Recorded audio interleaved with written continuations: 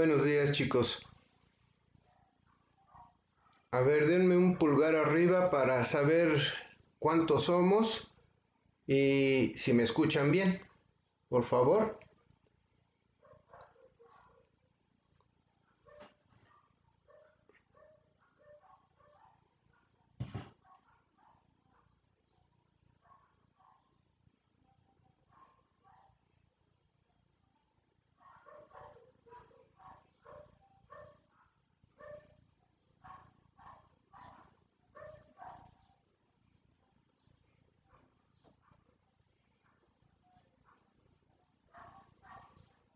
Ok, pues sí, ya, somos 2, 4, 6, 8, 10, 12, 14, 15.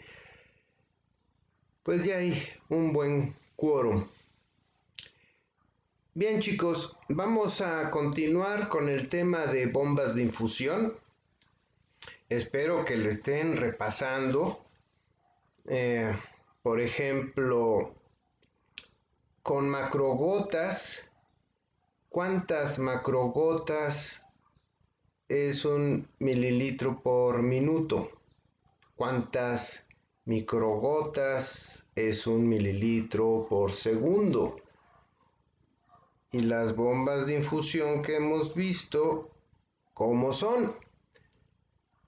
Es un tema interesante y que, bueno, yo creo que debe de llamarle la atención, porque estas bombas de infusión son sistemas que ustedes pueden desarrollar y pueden administrar, pueden calibrar, etcétera. Ya cae totalmente en su área de trabajo.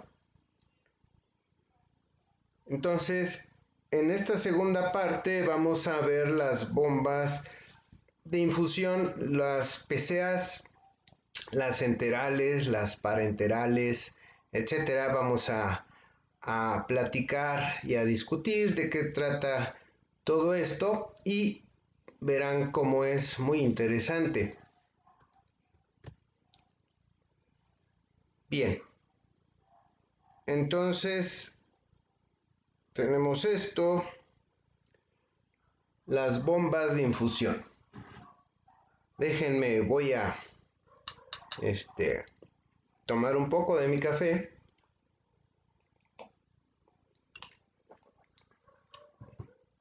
Y vamos a continuar. Entonces, vamos a ver bombas de infusión PCA.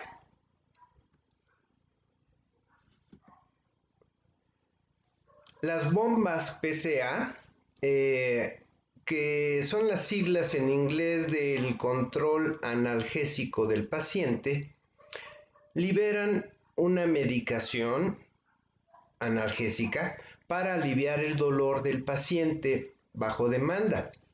Se activa a través de un interruptor de mano. Vean aquí en el dibujo está el paciente y aquí tienen un interruptor con el cual la bomba PCA va a liberar una porción de un tipo de opioide. Son programadas con la concentración de droga y el volumen de la dosis con un intervalo mínimo y una dosis máxima. En otras palabras, para pacientes que sufren dolor crónico, dolor agudo, necesitan, por ejemplo, tener dosis de morfina, entre otros. Hay varios que vamos a repasar algunos de ellos, pero vamos a suponer de morfina, que a mediados, bueno, hace varias décadas, una enfermera les administraba este opioide, pero luego o era poco o era mucho lo que le administraban, porque la enfermera, claro, bajo la dirección del médico, le daba la dosis que se pensaba correcta. se hicieron estudios y se empezó a desarrollar esta nueva modalidad de infusión de la droga bajo demanda del paciente y se observaron resultados pues buenos, con una mitigación del dolor bastante buena, eh, claro, educando al paciente y con microdosis que puede darle la bomba, el PCA. En 1963 se demostró que pequeñas dosis intravenosas de opioides proporcionan un alivio más eficaz del dolor que las inyecciones intramusculares convencionales. Posteriormente, en 1968, se evaluó la respuesta analgésica a pequeñas dosis intravenosas de opioides dadas a demanda del paciente por una enfermera, y en 1971 esto mismo, pero por una máquina. Se observó que la administración frecuente de dosis intravenosas de opioides por las enfermeras a un gran número de los pacientes era poco práctico y con un costo alto. Es decir, que la enfermera que estuviera administrando estas cantidades a un número medio o grande de pacientes, pues le consumía todo el tiempo a la enfermera y la distraía de otras tareas que pudiera hacer. De este modo, desde finales de la década de los 60, se ha desarrollado la tecnología PCA. Los prototipos fueron desarrollados por Swisher, Forrest y colaboradores, y Kerry Santo. En 1976, la primera bomba PCA disponible comercialmente fue el Cardiff Palliator, que fue desarrollada en la Escuela Nacional de Medicina de Gales. Desde entonces, los dispositivos PCA han evolucionado enormemente en la sofisticación tecnológica, la facilidad de uso, flexibilidad y portabilidad.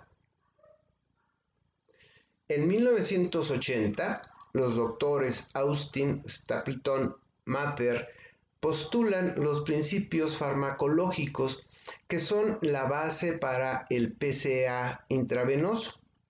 Administraron pequeños incrementos de la meperidina. Este es un narcótico analgésico que actúa como depresor del sistema nervioso central y se utiliza para aliviar el dolor de intensidad media o alta. Midieron las concentraciones en plasma y pidieron a los pacientes calificar el nivel de dolor para encontrar la curva de concentración-efecto de los analgésicos opioides. Miren, nos adelantamos a ver esta figura. Vean esta figura, de modo que aquí esta escala es el dolor. Aquí el dolor es severo, moderado y sin dolor. De modo que aquí están las concentraciones del opioide. Entonces empezaron a administrar las cantidades, y claro, en cantidades pequeñísimas.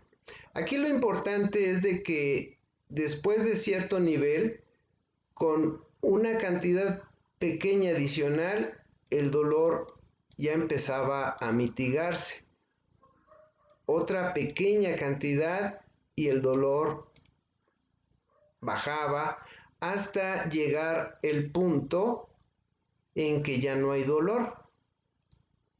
Entonces encontraron esto que es interesante, de modo que lo que suelen administrar o solían administrar era esto, que no era suficiente para mitigar el dolor, pero observaron que con un poquito más ya llegaban a un punto sin dolor, ¿verdad? La idea es de que la bomba administre estas pequeñas cantidades bajo demanda, de modo que el paciente, cuando ya no siente dolor, ya no va a oprimir el botón. Cuando el paciente siente que el dolor empieza a incrementarse, oprime el botón y llega otra vez a este nivel de analgesia. ¿Ok? Ese es el punto. Con un aumento mínimo de la concentración de meperidina, tan solo del 3 al 5%, más que la concentración máxima asociada con el dolor severo, vamos a ver dolor severo como por las siglas en inglés MCP. El dolor disminuyó drásticamente. La menor concentración a la que se alivió el dolor se denomina la concentración analgésica mínima efectiva, por sus siglas en inglés MEAC. La analgesia mínima se consigue con mínimos incrementos del opioide hasta el MEAC, ¿ok? Lo cual marca la diferencia entre dolor agudo y analgesia.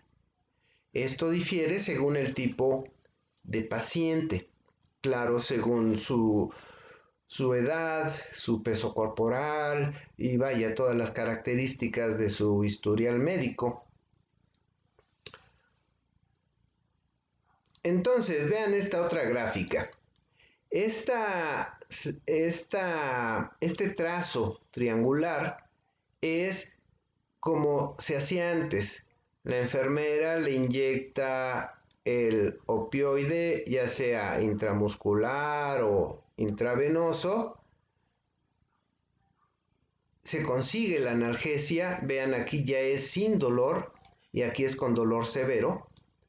Se consigue la analgesia, pero va pasando el efecto y el paciente tiene dolor, pide ayuda, la enfermera en lo que llega le inyecta y otra vez el dolor empieza a bajar hasta que ya no tiene dolor y otra vez empieza a disipar el efecto de esa inyección.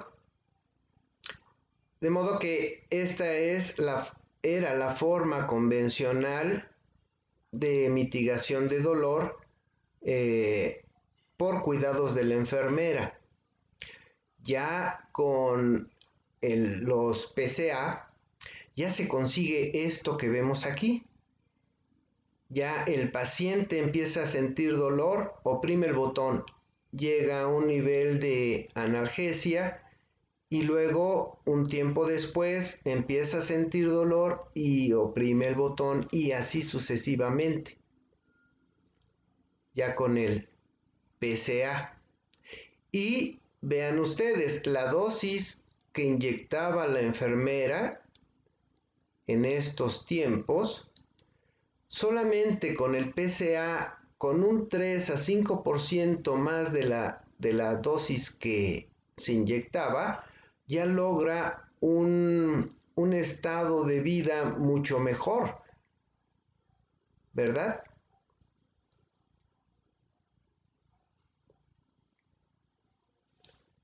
La PCA es una manera de administrar medicamentos para el dolor utilizando una bomba. La bomba PCA le permite al paciente recibir el medicamento para el dolor en forma segura cuando más se necesita. El paciente podrá controlar cuándo recibir una dosis del medicamento llamada dosis de refuerzo. Es decir, cada vez que oprime el botón, recibe una dosis que se le llama dosis de refuerzo. Y no tendrá que esperar a la enfermera para que le administre. El médico decide qué medicamento será utilizado para tratar el dolor. Habitualmente es morfina o hidromorfona o fentanilo y hay otros.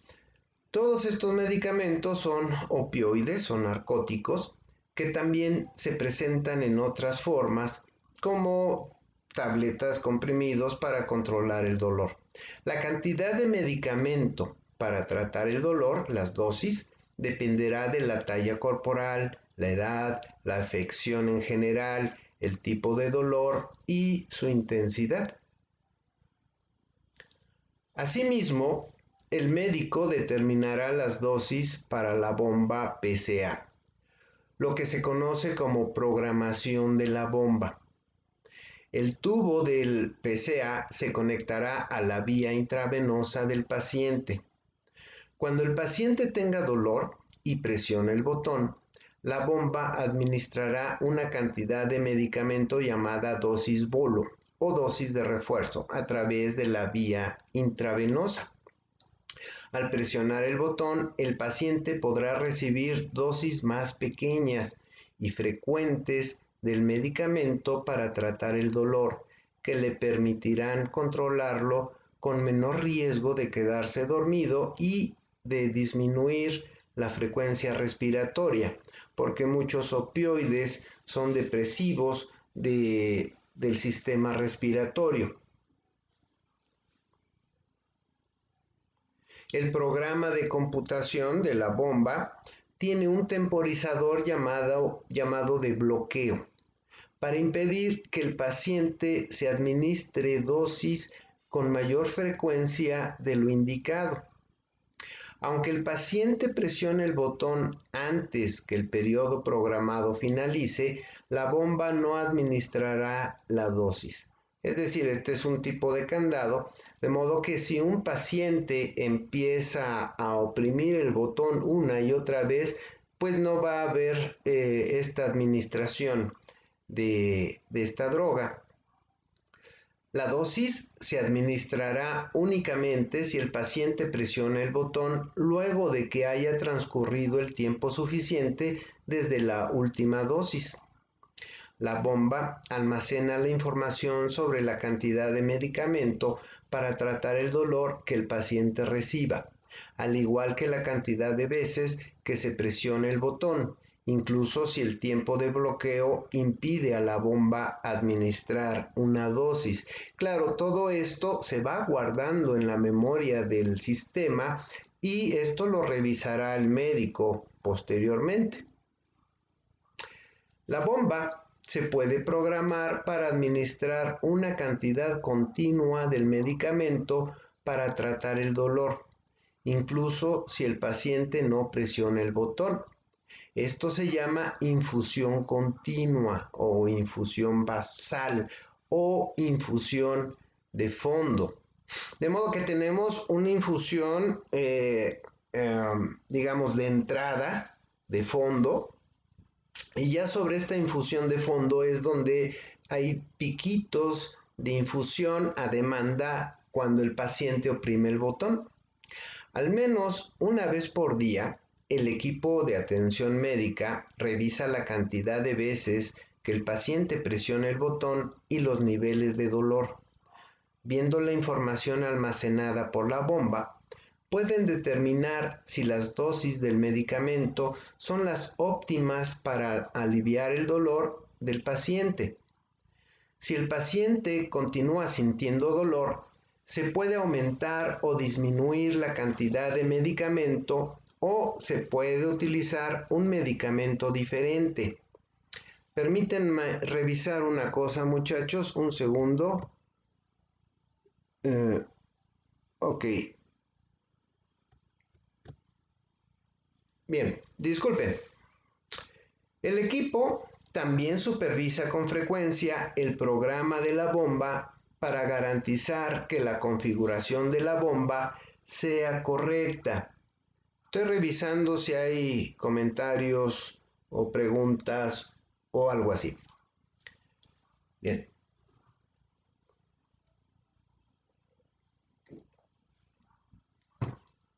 Ay, perdón, chicos, me atraganté. Vean, aquí tenemos una bomba de infusión, una PCA. Hay, por supuesto, pues muchos modelos, muchas marcas, pero digamos esta es una típica. De modo que vean aquí, Por ejemplo, este es el cartucho del analgésico que se utilizaría.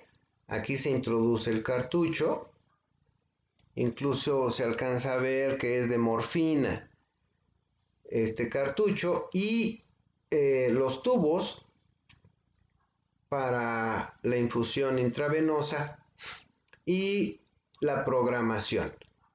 Y que bueno, estos sistemas de programación ustedes ya se imaginarán cómo podrían ser, ¿verdad? Bien, vamos a continuar. Los modos de funcionamiento. Se tiene una dosis a demanda, la infusión basal más la dosis a demanda. Una infusión a demanda, la infusión preprogramada variable más dosis a demanda. Tenemos también dosis a demanda más infusión con retroalimentación. Por ejemplo, este es un procedimiento típico, de modo que este es una postanestesia de la unidad de cuidados de postanestesia. Por ejemplo, operan a una persona, lo durmieron, fue la cirugía, saliendo de la cirugía está en la unidad de cuidados de postanestesia. Entonces, el PCA va a tener una dosis de carga y la dosis de bolo que platicábamos, la infusión basal que comentamos hace un momento, el intervalo de bloqueo que decíamos, hasta una dosis límite, ¿verdad? De la cual pues no debe de pasar. Vamos a ver, la dosis de carga. Es la dosis inicial de analgésico necesaria para establecer analgesia. Hay gran variación interindividual según el peso, edad, historia clínica, etc. No influencia el consumo posterior de analgésicos. Tenemos la dosis bolo o el bolus, que es la cantidad administrada cuando el paciente presiona el botón. Es la dosis óptima para una analgesia satisfactoria, sin efectos adversos excesivos, que puede ser ajustada. Tenemos el intervalo de bloqueo, que es la duración de la analgesia, que es de 5 a 20 minutos. Depende del tipo de fármaco, ruta de administración, tamaño de dosis bolo.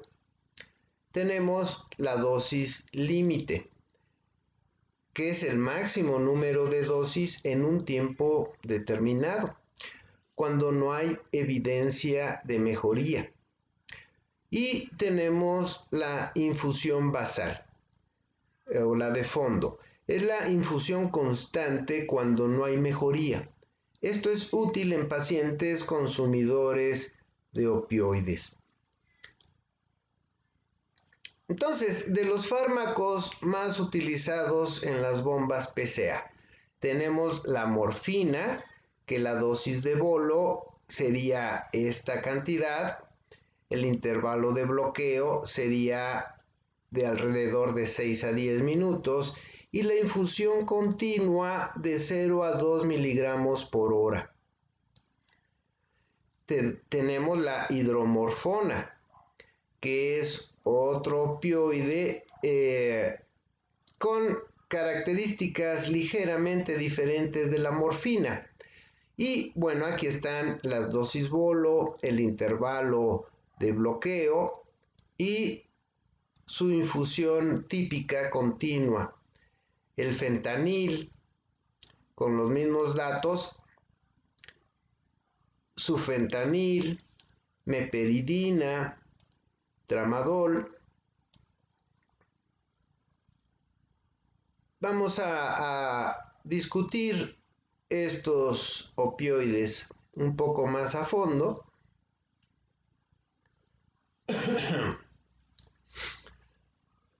La morfina es un opioide de elección.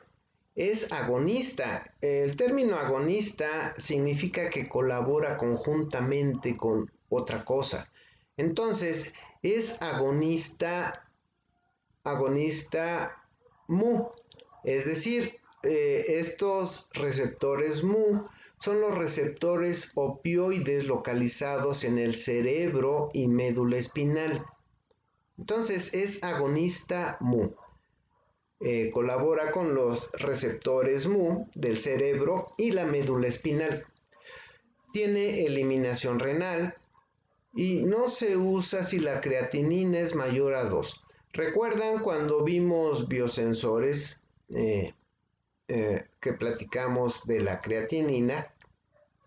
Entonces, la creatinina es un compuesto orgánico a partir de la degradación de la creatina. La creatina es un nutriente útil para los músculos. Se trata de un producto de desecho del metabolismo normal de los músculos que habitualmente produce el cuerpo en una tasa muy constante. Vaya, la creatinina es un reflejo del metabolismo muscular y que suele ser muy parejito. Entonces, como suele ser muy parejito la producción de creatinina,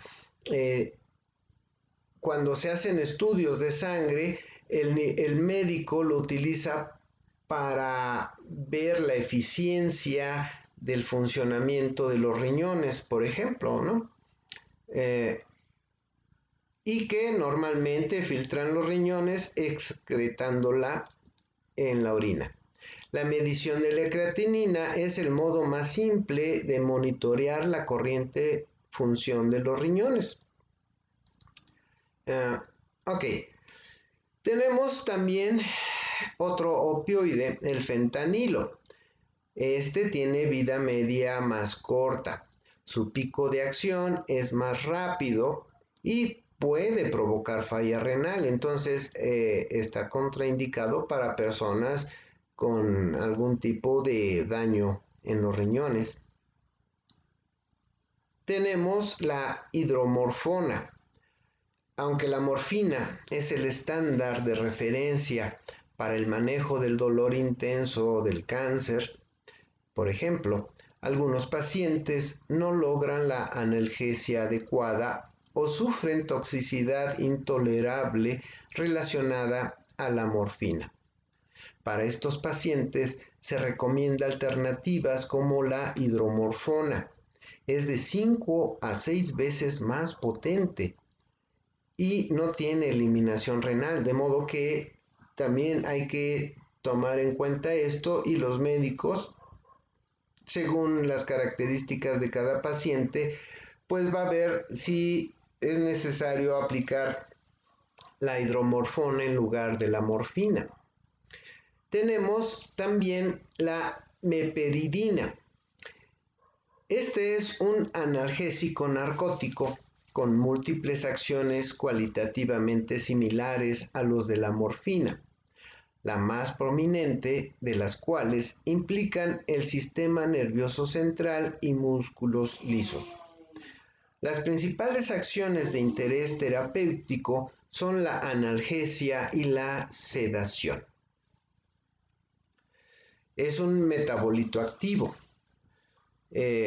normeperidina, que se acumula en el cuerpo a un ritmo más rápido de lo que se excreta, en particular en pacientes ancianos o los que tienen comprometida la función renal o hepática.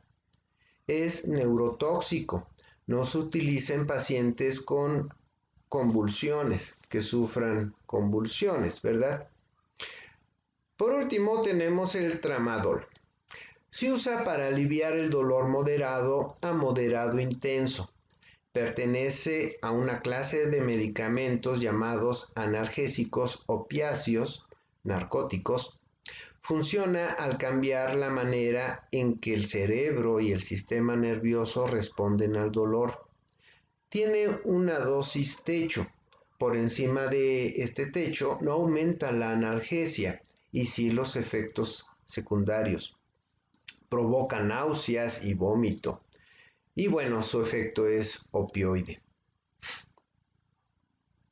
Y bueno, el algoritmo de las bombas PCA, el algoritmo que tienen programado el sistema interno, es de este tipo.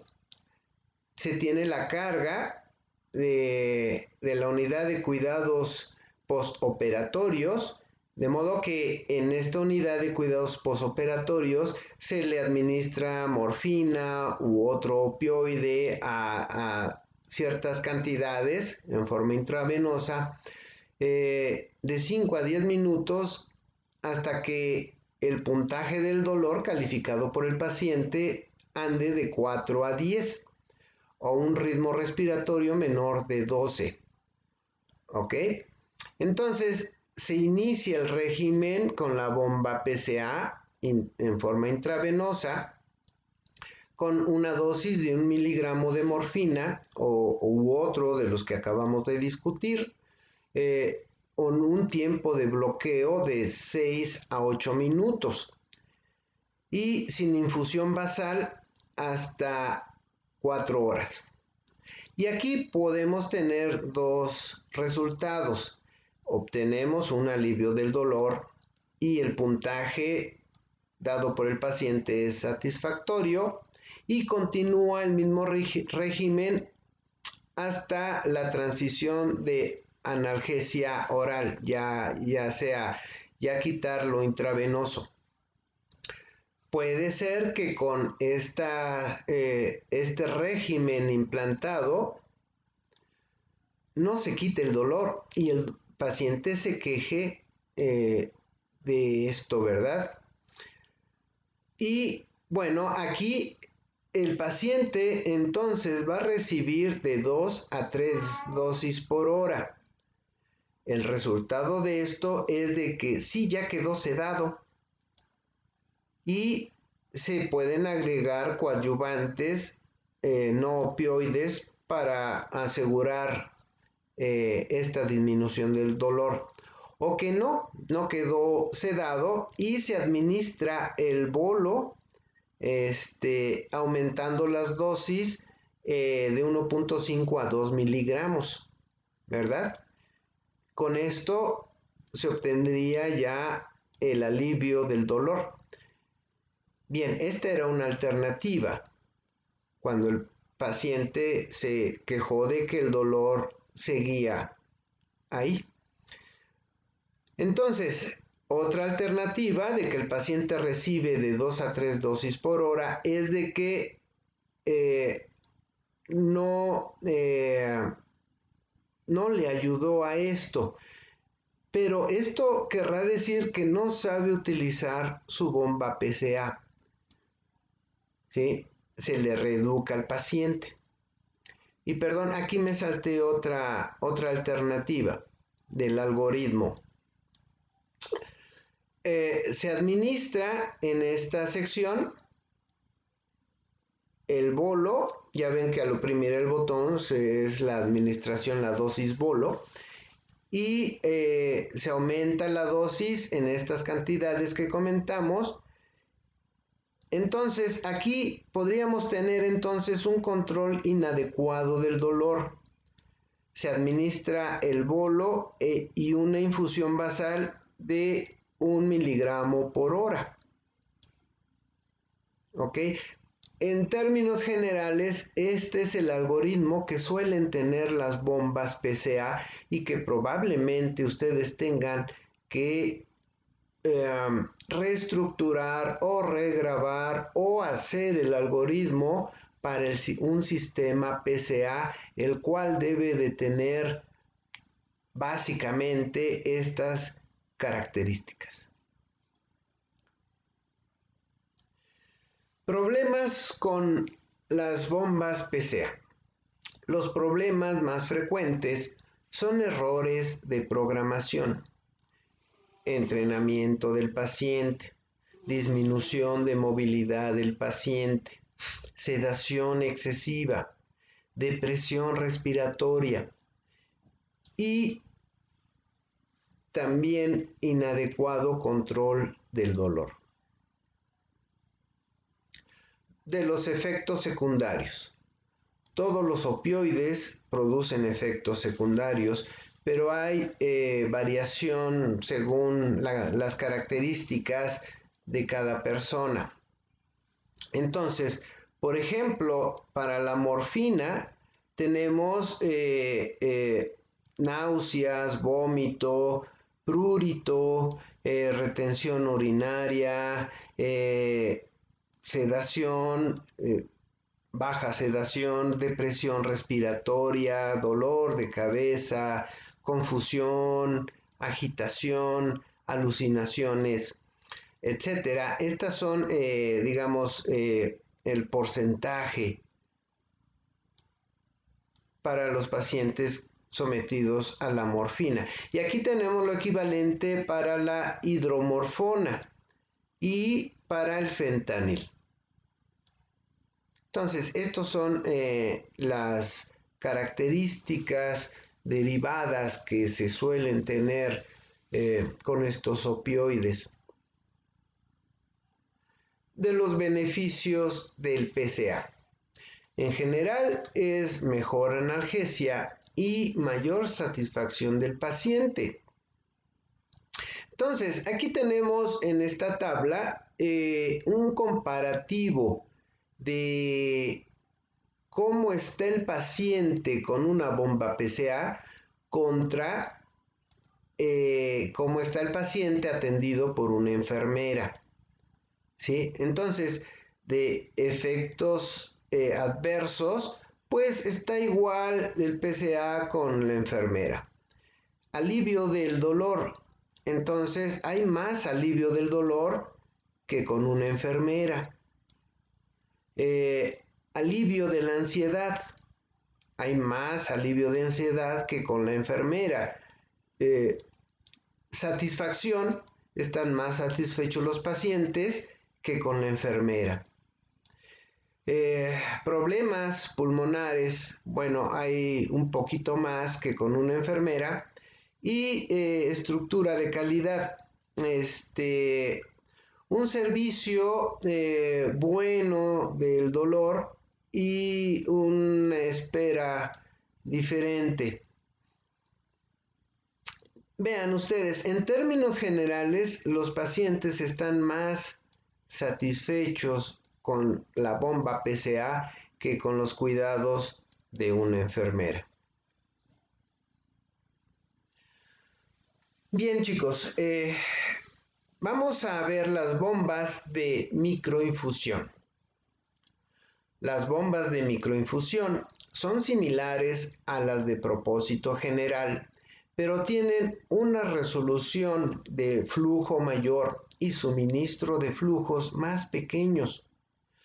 Son usadas normalmente en áreas de cuidados críticos para pacientes neonatales, así como pacientes ambulatorios para administración de insulina, por ejemplo, en caso de diabetes.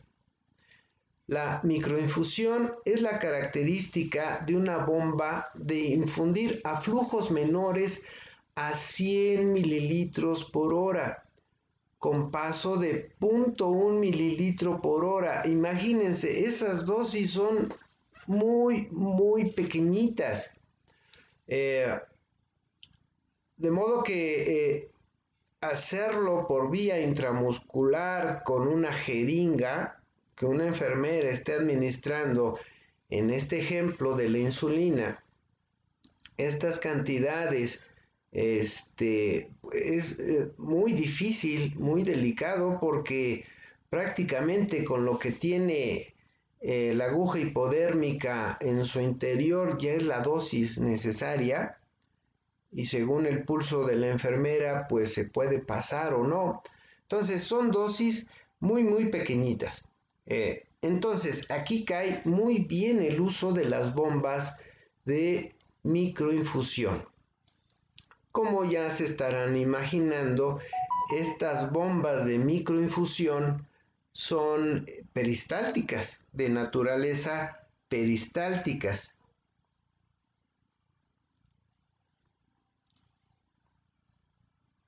Vean ustedes, aquí hay un ejemplo.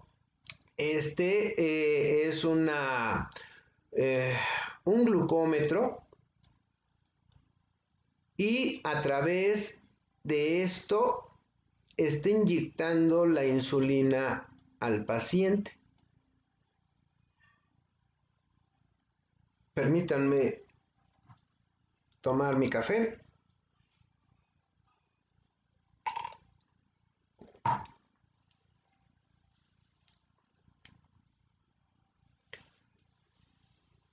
Bien, entonces, estas bombas de infusión, de microinfusión, por ejemplo, aquí vean este dispositivo, dentro tiene una bomba peristáltica, pero muy pequeñita y que es capaz de dar dosis extremadamente bajas y con una precisión muy alta y exacta. Entonces,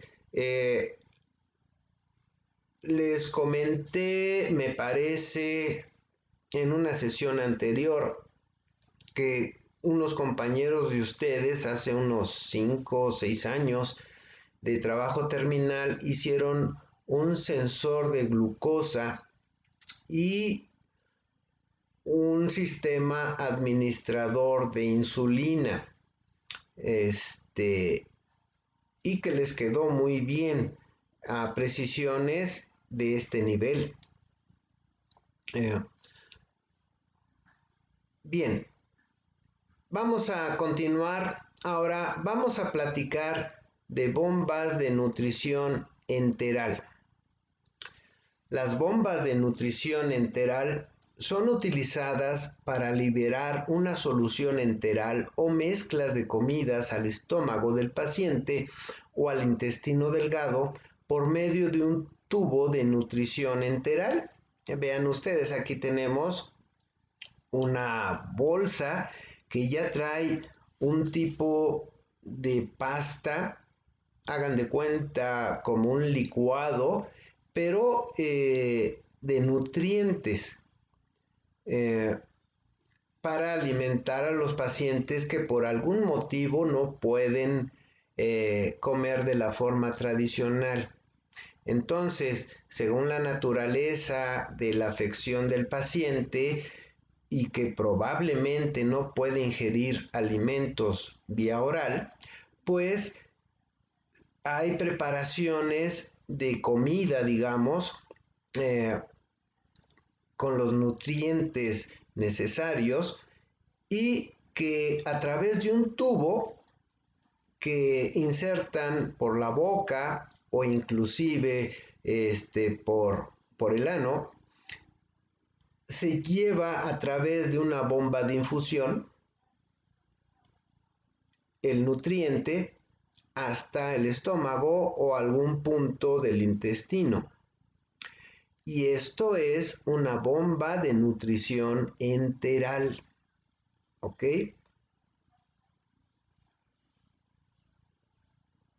Algunas condiciones de enfermedad interfieren con el proceso de ingesta de alimentos, así como también con la digestión y absorción de ciertos nutrimentos. En esos casos, el soporte nutricional deberá ser instaurado para mantener un estado nutricional óptimo y proveer mediante las necesidades nutrimentales del individuo.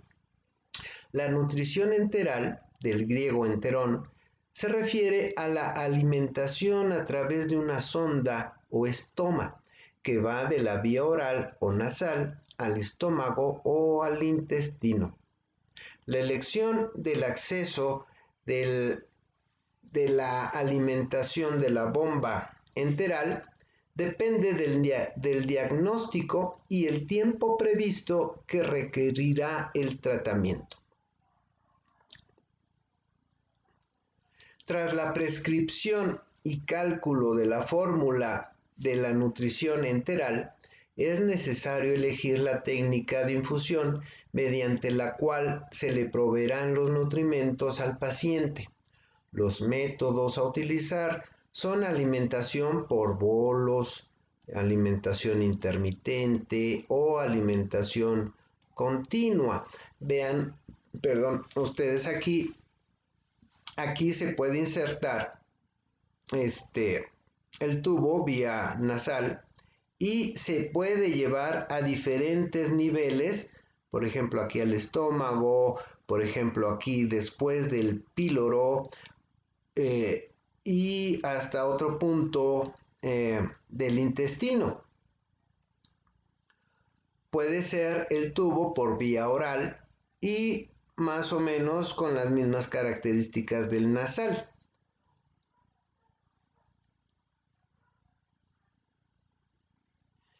La infusión por bolos consiste en la administración por medio de jeringas o por gravitación.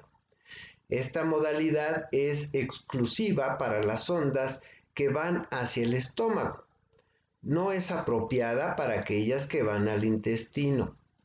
La fórmula deberá administrarse en un tiempo aproximado de 10 a 20 minutos cada 4 a 6 horas, procurando que no exceda 30 mililitros por minuto de lo infundido. La alimentación intermitente consiste en una administración controlada por gravedad o por bomba de infusión. Es una técnica más apropiada para pacientes con alimentación a estómago.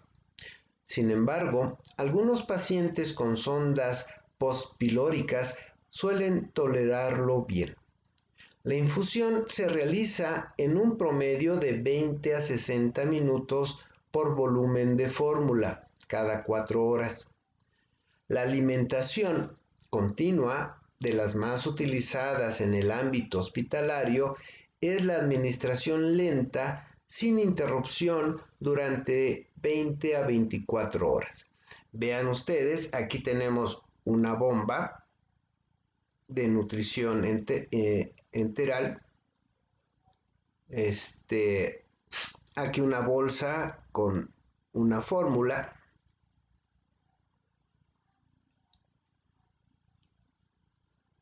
y bueno, aquí tenemos la bibliografía. Bien, chicos, entonces hemos dado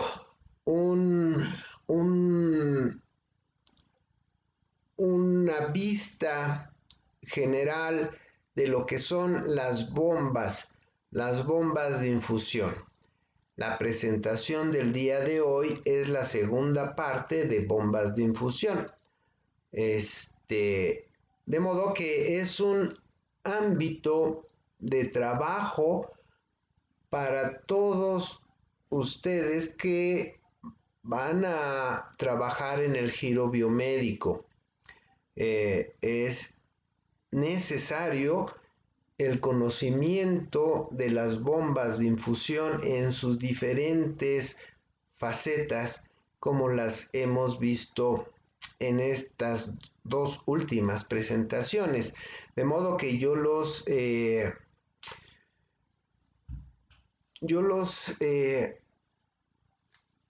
les pido que profundicen en los diseños de alguna bomba de perfusión o en algún otro tipo de bomba que más les haya llamado la atención, porque es un ámbito muy interesante.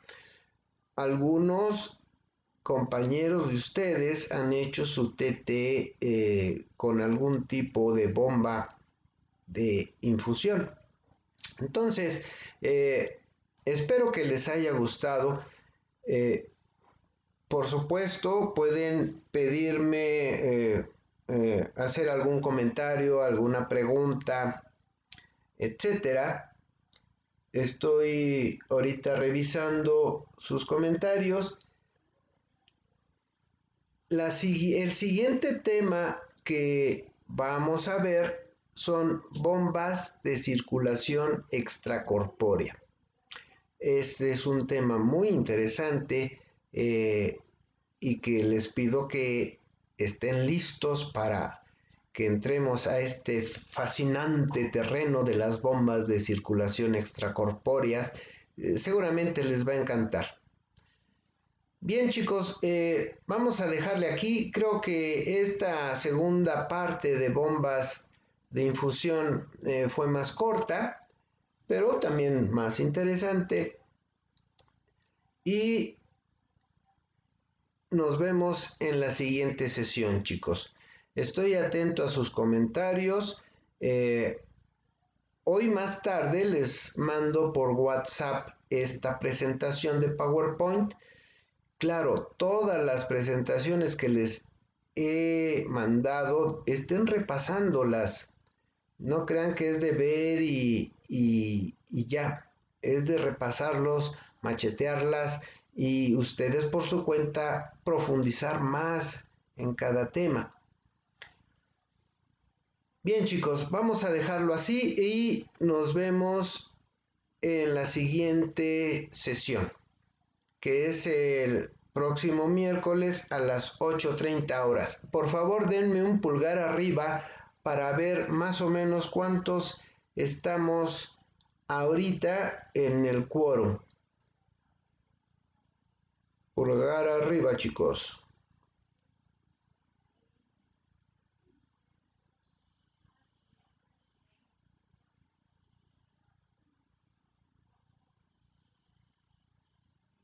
Dos, cuatro, seis. Bien, chicos, cuídense mucho. Sigan con los cuidados necesarios y hasta luego.